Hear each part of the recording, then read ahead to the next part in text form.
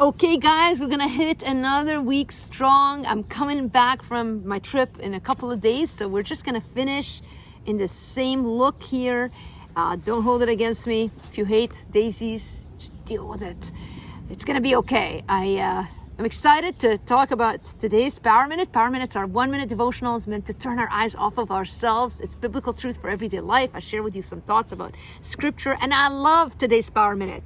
Today's Power Minute is called Overcoming Insecurities. Psalms 37:7 says, "Be still before the Lord and wait patiently for Him."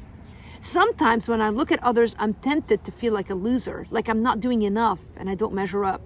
When I'm in that place, I force myself to do what Psalms 37 tells me to do. I try to keep my eyes firmly fixed on the Lord.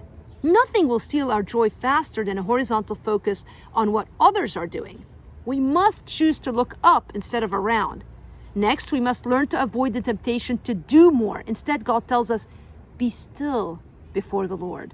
Sitting still in God's presence brings rest, while working harder will only lead to exhausted frustration.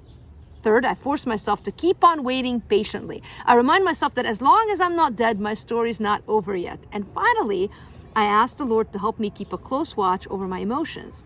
I ask Him to help me refrain from anger and forsake wrath. Fixing our eyes on others will always lead to frustration, anger, and anxiety. While we won't always get it right, by God's grace, we will overcome our insecurities more and more each day. Think about this reflection question today. How can you practice focused stillness today? Meditate on today's verse as you apply it to an area of insecurity that has caused you discouragement. Psalm 37, by the way, is awesome. So if you're looking for a place to read in scripture, spend the week in Psalm 37. That verse 7, be still before the Lord and wait patiently for Him, is the essence of the Christian life. So apply that, give you those questions at the end. They're not just meant to be if you can, jot them down and think about them. And so focused stillness, that's a great concept. That means that you don't have to actually take a vacation or go somewhere, get on a 12-hour flight in order to focus stillness. No, you can do it while working. You can multitask and focus stillness. It's a sense of an abiding presence. You can schedule in 2 minutes before meetings, just 2-minute chunks where you go, okay, God, I'm aware of your presence. Open my eyes that I might see you, my ears that I might hear you, my mouth to proclaim your praise, and my heart to receive all that you have for me. If you like that prayer, it's in my new book. It's an easy way to remember, eyes, ears, mouth, and heart. And we're gonna have a printable of it, giving away free if you pre-order the book. So just go on to our website, livingpower.org. I don't know, Irina, maybe you can add some of the websites and stuff that we have for people to take advantage of all the fun stuff that we have for you. Really, more than fun, it's healing stuff.